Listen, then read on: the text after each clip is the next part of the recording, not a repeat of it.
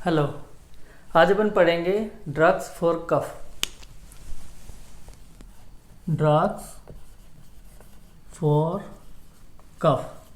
कफ के लिए कौन कौन सी दवाइयाँ अपन यूज़ करते हैं। तो सबसे पहले कफ होता क्या है। कफ क्या है? एक प्रोटेक्टिव रिफ्लेक्स है। It is a protective reflex जिसका काम क्या है? It is a protective reflex और इसका काम है expulsion of the respiratory secretions and foreign particles. मतलब अगर कोई भी रेस्पिरेटरी सिक्रीशन है या फॉरेन पार्टिकल है अगर लंग के अंदर है तो उसको एक्सपल्शन के लिए कफ होता है।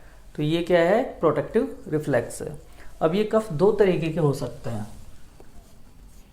या तो ये प्रोडक्टिव कफ हो सकता है या ये नॉन प्रोडक्टिव कफ हो सकता है। प्रोडक्टिव कफ में क्या होता है? इसके अंदर excessive secretion of respiratory secretion बहुत ज़्यादा होते हैं। स्पुटम ज़्यादा बनता है, एक्सेसिव स्पुटम। और ये normally it is associated with the like bronchitis, bronchiectasis, इनके साथ ये एसोसिएट होता है जिसमें प्रोडक्टिव कफ के अंदर एक्सेसिव स्पुटम होता है, स्पुटम। जबकि नॉन प्रोडक्टिव कफ का नो यूजफुल पर्पज, इसका कोई पर्पज नहीं होता। मतलब ये अपने लिए कोई काम की चीज़ नहीं है। तो इसको तो अपन को रोकना ज़रूरी है, नॉन प्रोडक्टिव कफ को। जबकि प्रोडक्टिव कफ के अंदर अपन को ऐसा करना है कि जो स्पुटम है, जो सीक्रेशन है, वो ज़्यादा से ज़्यादा बाहर निकले। तो इसके अंदर जो दवाई देते हैं वो स्पुटम की जो सीक्रेशन है उसको लेस विसिड कर देता है, पतला कर देता है। और म्यूकोस जो सिलियरी एक्टिविटी है उसको बढ़ाने वाली दवाइयाँ, ताकि वो बाहर निकल सके। और जो नॉन प्रोडक्टिव कफ में उसमें अपन कफ सप्रेसेंट देते हैं ताकि कफ सप्रेस हो जाए। ठीक है। अब कौन कौन सी अपन यूज़ करते हैं ड्रग्स? कफ को अपन एज ए सिम्टम भी ट्रीट करते हैं और ये कई अंडरलाइन कॉज भी होते हैं इसके। कुछ इन्फेक्शंस होते हैं, उनकी वजह से भी कफ हो जाता है, रेस्पिरेटरी इन्फेक्शन। तो वहाँ अपन एंटीबायोटिक देते हैं और कफ को अपन एज ए सिम्टम भी ट्रीट करते हैं। तो कौन कौन सी ड्रग यूज़ कर सकते हैं? एक तो अपन डेम्युलसेंट्स यूज़ कर सकते हैं, फेरेंजियल डेम्युलसेंट्स। फेरेंजियल डेम्युलसेंट्स कौन कौन से होते हैं? लाइक हनी, शहद, लोजेंजेस। लोजेंजेस जैसे मीठी गोलियां होती हैं, चूसते रहते हैं। इसके अलावा लिकोराइस, ग्लिसरीन और कुछ मेडिकेटेड लोजेंजेस भी होती है, जैसे कि कफ ड्रॉप्स, मेडिकेटेड लोजेंजेस। कफ ड्रॉप्स को मेडिकेटेड लोजेंजेस होती है, वो यूज़ कर सकते हैं। और इनका काम क्या है? गले को सूदिंग इफेक्ट देती है, उनको बोलते हैं डेम्युलसेंट्स। दूसरी तरह की ड्रग हो सकती है इसमें एक्सपेक्टोरेंट्स। एक्सपेक्टोरेंट का काम क्या है? या तो जो रेस्पिरेटरी सिक्रीशन है उसके सिक्रीशन को बढ़ा दे और म्यूकोसिलियरी एक्टिविटी को बढ़ा दे ताकि वो बाहर निकल सके, फैसिलिटेट कर सके। उसको तो कहते हैं म्यूकोकाइनेटिक्स। एक्सपेक्टोरेंट में दो तरह के ग्रुप होते हैं। एक तो होता है म्यूकोकाइनेटिक। म्यूकोकाइनेटिक का मेन काम है ब्रोंकियल सिक्रीशन को बढ़ाने वाली दवाइयाँ। ये कौन कौन सी होती है? ये होती है अमोनियम क्लोराइड,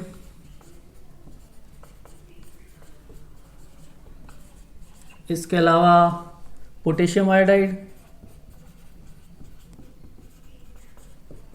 और सोडियम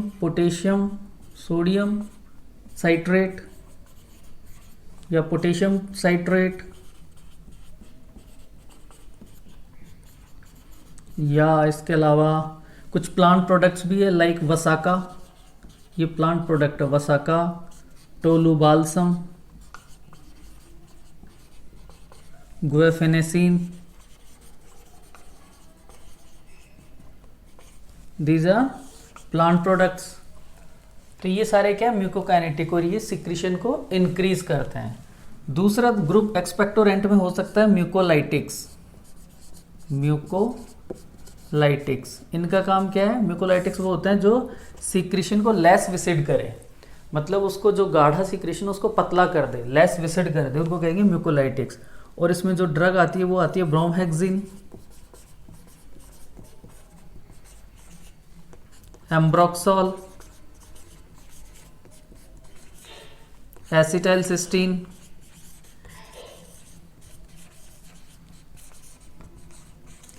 और इसके अलावा कार्बोसिस्टीन, ये सारे क्या है? म्यूकोलाइटिक्स हैं। और इनका काम क्या है? म्यूकस सिक्रेशन को लेस विसिड करना, पतला करना उनको। जो अब इसमें जो नेक्स्ट ग्रुप आ सकता है, तीसरा ग्रुप, वो हो सकता है जो कफ को रोक दे, सप्रेस कर दे, कफ सप्रेसेंट्स। नेक्स्ट ग्रुप है कफ सप्रेसेंट।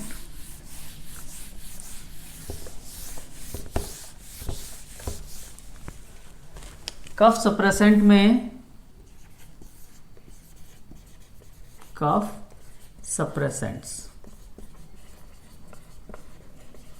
कफ सप्रेसेंट कौन कौन से हैं? कोडीन, जो कि क्या ओपियोइड है, फोलकोडीन, डेक्स्ट्रोमिथोर्फान,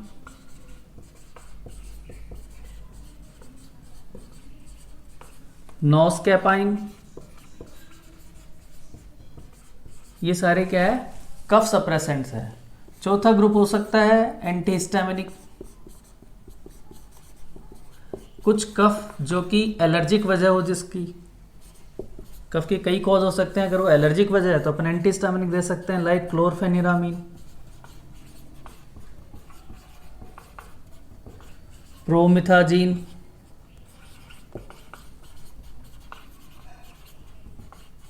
डाइफेनहाइड्रामीन, ये सारी क्या एंटीहिस्टामिनिक है। कुछ कफ का रीजन ब्रोंकोकॉन्स्ट्रिक्शन भी हो सकता है, तो वहां पर अपन ब्रोंकोडायलेटर दे सकते हैं, ब्रोंकोडायलेटर्स लाइक साल्बुटामोल, टर्बुटालिन। तो ये कफ के अंदर कफ के लिए काम में आने वाली ड्रग्स का क्लासिफिकेशन है। तो सबसे पहले अपन पढ़ेंगे फेरिंजियल डेमुल्सेंट्स। फेरिंजियल डेमुल्सेंट्स जो होते हैं उनका सूदिंग इफेक्ट होता है। ये क्या करते हैं फेरिंजियल डेमुल्सेंट?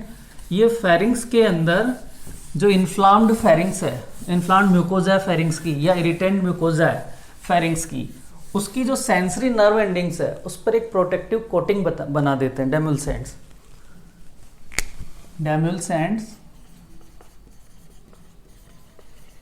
ये क्या करते हैं? प्रोटेक्टिव कोटिंग बनाते हैं ऑन द इन्फ्लाम्ड और इरिटेंट फेरिंजियल म्यूकोजा, जिससे कि वहां से जो टसल इम्पल्स आ रहे हैं, आफरेंट इम्पल्स, वो क्या हो जाएंगे? ब्लॉक हो जाएंगे, और ये क्या देंगे? एक सूदिंग इफेक्ट देंगे गले में।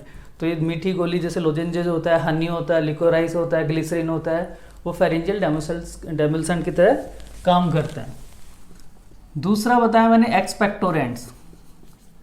एक्सपेक्टोरेंट्स के अंदर दो तरह के ग्रुप है, एक तो है म्यूकोकाइनेटिक। म्यूकोकाइनेटिक क्या करते हैं? Increase bronchial secretion, bronchial secretion को इंक्रीज करते हैं ये, एंड इंक्रीज सीलियरी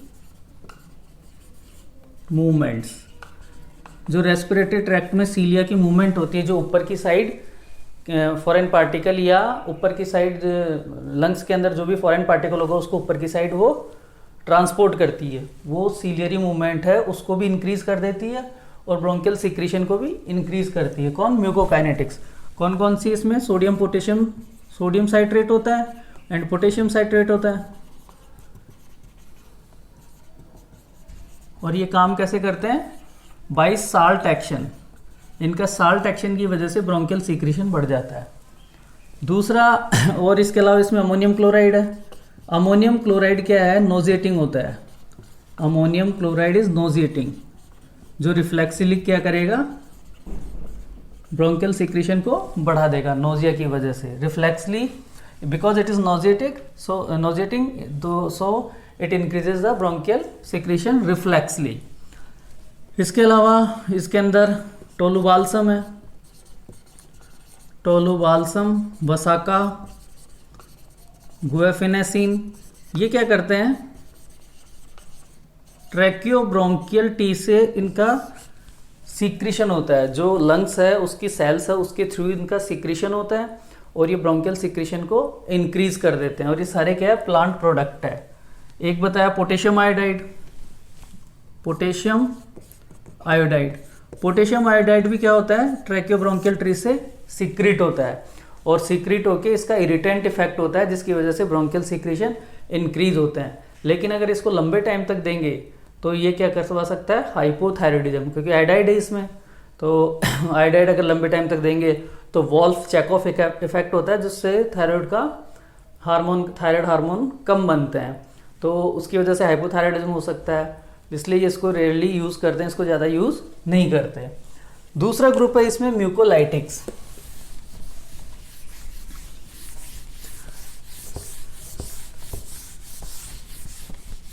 म्यूकोलाइटिक का क्या काम है,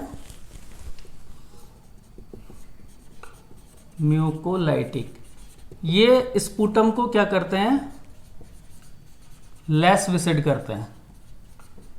जब स्पुटम लेस विसिड हो जाएगा, पतला हो जाएगा, तो इजीली बाहर निकलेगा। और ये मेनली कहाँ काम में लेंगे अपन, प्रोडक्टिव कफ के अंदर। इसमें पहली जो ड्रग है दैट इज ब्रोमहेक्सिन।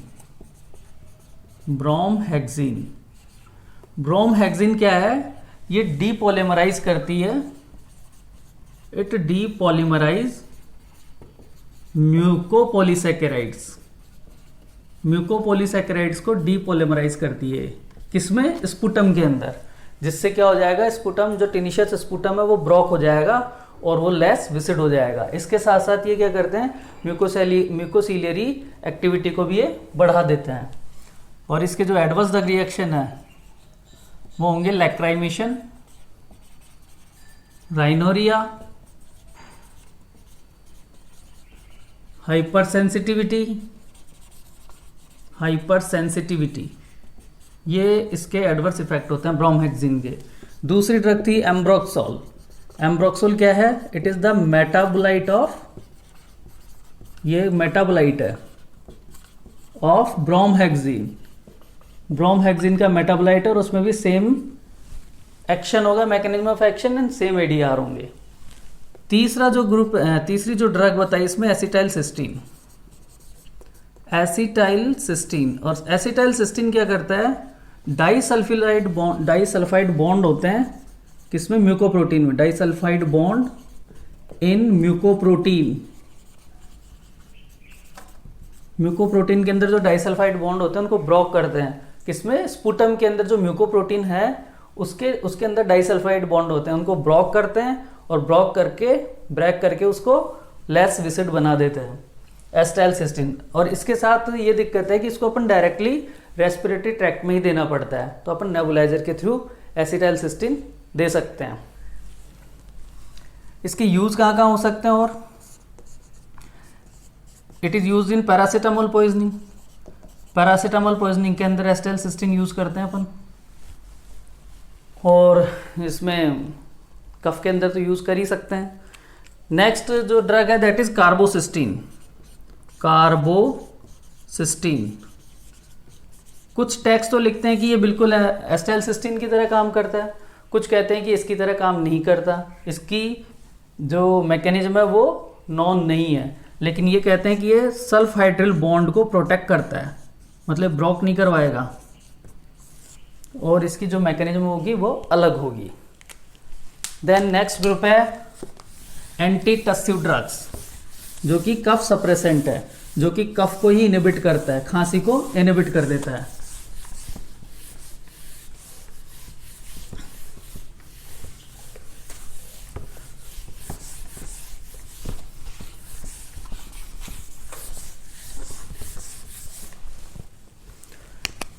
उनको बोलते हैं अपन एंटी टस्सिव। एंटी टस्सिव इसका मतलब है विच इनहिबिट कफ, और कफ सप्रेसेंट बोलते हैं। ये कैसे काम करते हैं, ये ब्रेन के अंदर सीएनएस के अंदर इंक्रीज सीएनएस कफ, जो कफ सेंटर होता है ब्रेन के अंदर, उसके अंदर कफ के थ्रेशोल्ड को इंक्रीज कर देते हैं। कफ थ्रेशोल्ड उसको क्या कर देते हैं, इंक्रीज कर देते हैं कफ सेंटर के अंदर। और ये तो हो गया सेंट्रल एक्शन। और दूसरा ये पेरिफेरल जो आफ्रेंट है, पेरिफेरल आफ्रेंट इम्पल्स, उनको भी इनिबिट कर देते हैं, तो वो हो जाएगा पेरिफेरल एंटीटसिव एक्शन। तो मेनली ये कैसे काम किया, कफ सेंटर के अंदर जो ब्रेन में कफ के थ्रेशोल्ड को इंक्रीज कर देते हैं। इसके अंदर ड्रग कौन कौन सी है, एक तो है कोडीन। कोडीन क्या है, ओपियोइड है, बिल्कुल मॉर्फिन की तरह काम करती है, लेकिन लेस पोटेंट है मॉर्फिन से, लेस पोटेंट देन मॉर्फिन।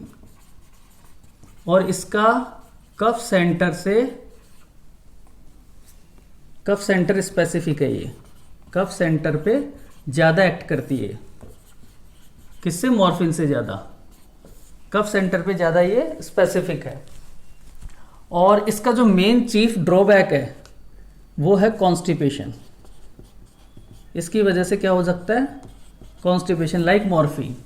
और अगर जब अपन नैलोक्सोन देते हैं, नैलोक्सोन क्या है, ओपियोइड एंटागोनिस्ट ड्रग है, अगर ये देते हैं तो कोडीन का इफेक्ट खत्म हो जाता है। तो इसका मतलब कोडीन कैसे काम कर रही है, ओपियोइड रिसेप्टर के थ्रू काम कर रही है ब्रेन के अंदर। और ये इसका एक्शन 6 घंटे तक रहता है, 6 आवर तक। और ये क्या है, लेस एडिक्टिव है, किससे, it is a less addictive than morphine. Morphine से कम एडिक्शन है, लेकिन फिर भी इसका एडिक्शन तो है। अगर इसको थोड़ी ज़्यादा डोज में दे देंगे तो क्या हो सकता है, ये मोर डोज पे ये क्या कर सकती है, ड्राउजीनेस कर सकती है। तो ये ड्राइविंग को इम्पेयर भी कर सकती है, इसलिए ड्राइवर्स के अंदर कोडीन नहीं देनी चाहिए कफ के लिए। और इसके अलावा ये रेस्पिरेटरी डिप्रेशन भी करती है, और रेस्पिरेटरी डिप्रेशन करती है तो अपन इसको अस्थमा में नहीं दे सकते। ठीक है, फिर नेक्स्ट जो ड्रग है दैट इज फोलकोडीन। फोलकोडीन कोडीन की जैसे ही है, फोलकोडीन इज लाइक कोडीन, बट ये लॉन्गर लास्टिंग होती है, इससे ज़्यादा काम करती है, ज़्यादा टाइम तक, लगभग 12 घंटे तक, 12 आवर। और इसके अलावा इसके अंदर लेस एडिक्टिव प्रॉपर्टी, इससे कम होगी, लेस एडिक्टिव है। ठीक है, तीसरी जो ड्रग है that is dextromethorphan. Dextromethorphan is the D isomer of levorphanol. इसका ये डी आइसोमर है, और जो इसका एल आइसोमर होता है उसके अंदर एनाल्जेसिक प्रॉपर्टी होती है, और इसके जो डी आइसोमर है उसके अंदर एंटीटसिव प्रॉपर्टी होती है। और अगर इसके अंदर नैलोक्सोन दें तो इसका एंटीटसिव एक्शन नहीं जाएगा। इसका मतलब डेक्स्ट्रोमिथोरफान ओपियोइड रिसेप्टर के थ्रू काम नहीं करती, और इसके साथ it is devoid of constipation, इसकी वजह से कॉन्स्टिपेशन भी नहीं होगा। ये क्या है, नॉन एडिक्टिव, इससे एडिक्शन भी नहीं होता डेक्स्ट्रोमिथोरफान से, और ये भी लगभग 6 घंटे तक काम करती है डेक्स्ट्रोमिथोरफान। नेक्स्ट जो ड्रग है दैट इज नॉस्कैपाइन।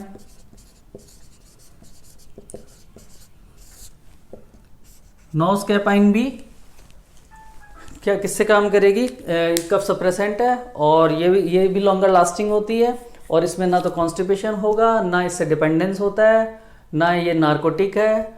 तो ये इसके नॉस्कैपाइन के फायदे हैं कोडीन के ऊपर। ये सारे क्या है, एंटीटसिव ड्रग्स है। चौथा जो ग्रुप है वो है एंटीहिस्टामिनिक। एंटीहिस्टामिनिक ड्रग्स अपन कब देते हैं, जब कफ का रीजन कोई एलर्जी की वजह से हो। एलर्जी की वजह से अगर कफ हो तो अपन एंटीहिस्टामिनिक यूज कर सकते हैं। ठीक है। एंटी हिस्टामिनिक चौथा इसमें ग्रुप हो जाएगा। और इसमें कफ सप्रेसेंट एक्टिविटी नहीं होती। ये काम कैसे करता है, एंटीकोलिनर्जिक इफेक्ट होता है इसमें, और साथ में सिडेटिव इफेक्ट होता है, but it does not suppress the cough. But इसको अपन पॉपुलर इसलिए किया गया है कि भाई किसी एलर्जी की वजह से अगर कफ हो रहा है तो एंटीहिस्टामिनिक दे सकते हैं। पांचवा ग्रुप हो सकता है ब्रोंकोडायलेटर।